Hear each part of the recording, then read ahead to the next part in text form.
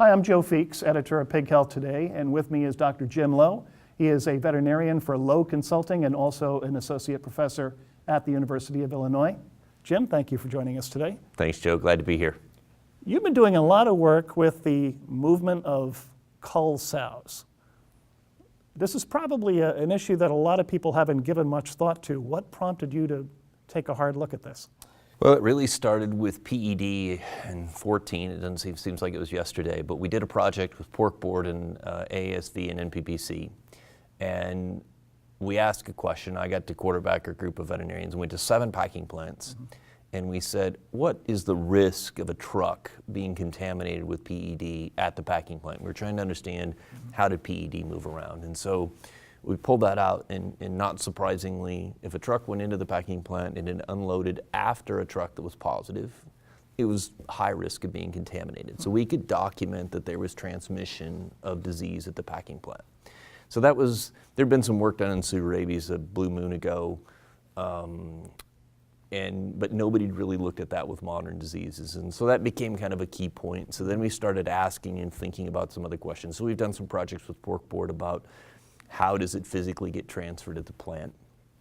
And then recently, we've had some Seneca Valley virus appearing in the US, and so it started to circulate. And Seneca Valley is a virus that causes blisters around the nose and the coronary band on the foot. And the problem with Seneca Valley is it's not a big deal for the pig, but Seneca Valley looks just like foot and mouth disease or classical swine fever. So it looks like a foreign animal disease, so we have to go investigate that. So one of the things that was identified in Seneca Valley is that we don't see a lot of breaks in farms, but they were seeing positive sows that were appearing at the harvest plants in the Cull-sow market. And so we started asking some questions and we said, okay, so these sows are negative when they leave the farm, yet they have lesions when they show up at the plant, and USDA was having to trace all those back and say, yep, there's nothing going on at the farm. They're having to do full foreign animal disease investigations. So that's a problem, right? I mean, there's a hassle to that, and so the Swine Health Information Center, which is funded by Pork Board, and Paul Sundberg runs that, their mission is to deal with these, how do we deal with foreign animal disease, how do we deal with emerging disease issues?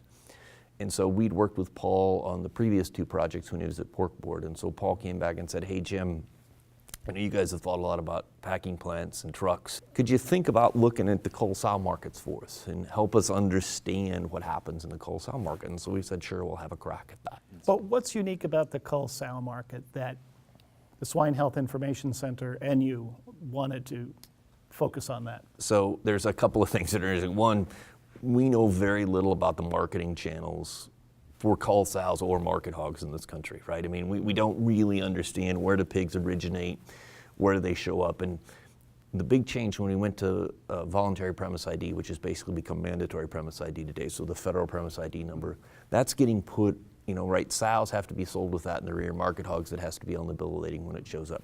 So we actually have that data today, we just don't capture it. So for the first time now we could describe the market.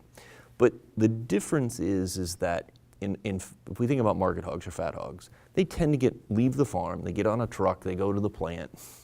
That truck either goes back through a truck wash or just goes straight back to the farm to pick up another load. Now we know there's risk because we know that those trucks sometimes go from farm 1 to packing plant to farm 2, or from system 1 to system 2. So there's disease transmission risk there, but cull-sows are a bit different, right? We try to protect our sow farm health, and so we tend to wash the trucks coming back to the sow farm. But that cull-sows don't typically move direct to a plant, so they go to a collection point, a buying station.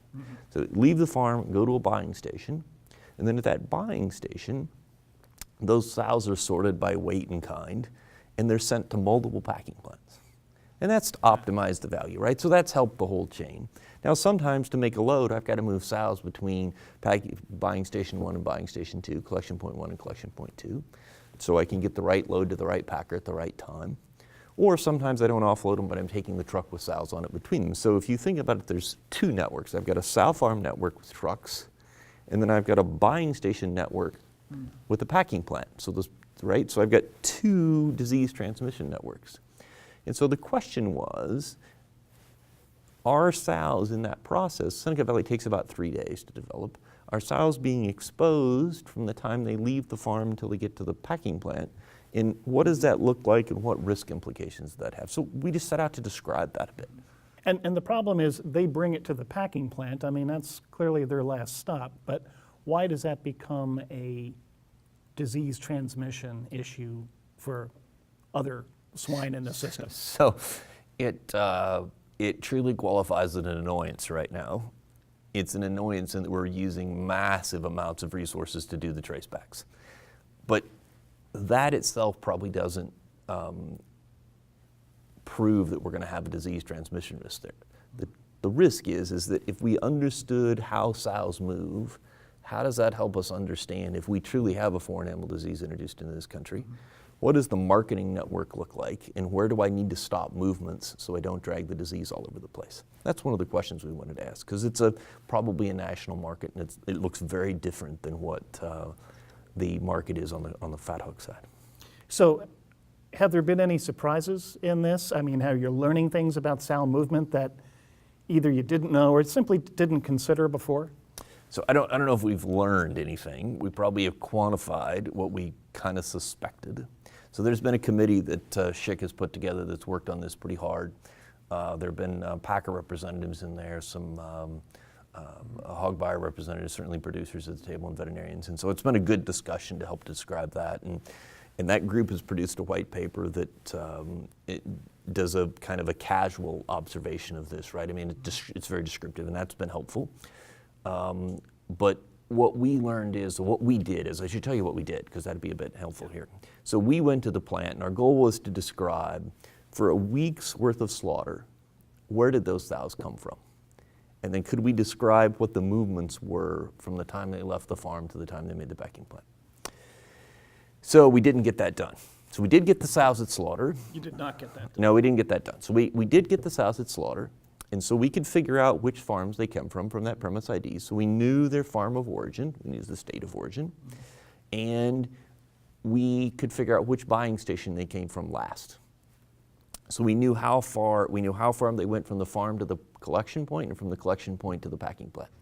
But the movements in the middle there we can't track down, and that's because it's still a paper-based system.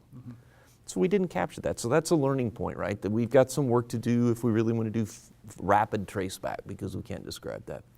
But what we did discover is that when we looked at the sows, and we looked at a couple thousand individual sows and traced those back to the farms, it was about 300 sow farms that those originated from, which is pretty staggering. So like less than 10 sows a farm that showed up. They came from 21 states in one packing plant in 1 week. So we have a national market that is very small lot sizes, right? Which is what you'd expect. A 2,500 sow farm is going to sell 25 sows a week. They're going to get split multiple ways. Sure. That all makes sense, right? So we've got little groups coming from a lot of places all the way across this country showing up in a packing plant. Now, about 86% of those sows went from a farm to a local buying station, so a relatively close buying station, and then came to the packing plant. But about 14% of those sows traveled a really long distance, several hundred kilometers, from their source farm to the buying station, which doesn't make sense, right? So we think there's some percentage of those sows, and we know that, we're estimating at 14%, those are the sows that are moving between buying stations because they're trying to make loads up to get those animals to come in. So that's right, okay, so we know that percentage now, at least a crude estimate of it. And there's about 2.5% of those that move 5 times as far from the sow farm to the buying station as they did from the buying station to the plant. Wow. So somewhere between 2.5% and 14% of those sows are trading within that thing on a weekly basis. That's not bad, that's just a fact. The industry's made a lot of money off of that, so we need to think about that. But that's helped us say, okay, that tells us something about the complexity, and it looks very different than the fat hog market. So we have to think about it differently. And now that you realize how complex it is, I mean, how does the industry go about tackling this problem? So we've talked to regulators. So we've had some meetings with both FSIS and USDA, APHIS, and they're interested in how many state lines do they cross. So the average sow crosses like 3 state lines getting to market, from farm to market. And so that's a concern, right? And so the idea, the big take home out of this so far is if we have a foot and mouth disease break in one state, it's likely to be everywhere based on cull-sow movements within a very short period of time. So stopping movement, if we just say, because I live in Illinois, if we stop movement in Illinois, that may have already impacted a whole bunch of other things that we think about how these animals move. And so it's going to help them shape and think. We need to collect a bunch more data. One of the real challenges was we physically took the tags out of their ears and then went back and wrote those Prem ID numbers down by hand, keyed them into a spreadsheet by hand. So you can do that on a couple thousand. We probably need tens of thousands to make that work. And so we're working now on a camera to take a picture of those, and it's some really cool tech. So it's a video camera that'll snap a picture of the tag, and then there's some fancy software that actually Google uses to figure out house numbers when they do Google Street View. So they made that publicly available. So we've got an engineer that's helped adapt that. And so now we can take that tag and pull that Prem ID off automatically. So they're working through how do you build the right camera to put that in the plant. So we'll beta test that here in the next 2 or 3 weeks. The software works, we got to get the hardware to work, and we should be in good shape. So now we could go into a plant and capture lots and lots and lots of data, because we know based on experience that we looked at 1 week in the spring, that this week may not look like the next week, and Christmas may not look like July. Right. And so that's the work we've got to do. So we've got a preliminary to do. This is a proof of concept. It's complicated, but to really get an accurate description of the network, we've got to do some more data collection, and that's where we're forging ahead now. And it sounds like the focus is really on data collection at this point, not restricting sow movements in any way. Absolutely. The goal is not. The goal is actually the opposite, to how do we collect the data so that we can help inform our regulator friends about the right move, about the right decisions. Because you can make a wrong decision on a stop movement. You can make it worse.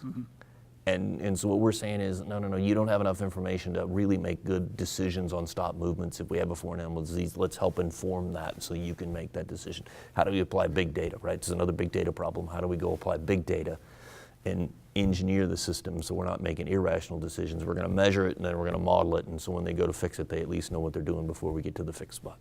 Now, from what you've said, it sounds like you still have a lot of work to do, but this is something that would need to be implemented pretty quickly. What kind of timeline are you looking at so that this can become a solution? Well, all things are incremental, right? It's continuous improvement, and that's actually how we're looking at it. So how do we continue to pull data out? I don't view that it's we collect the data, we make some big decision, and they move forward. That's not what practically is going to happen, because every time something changes,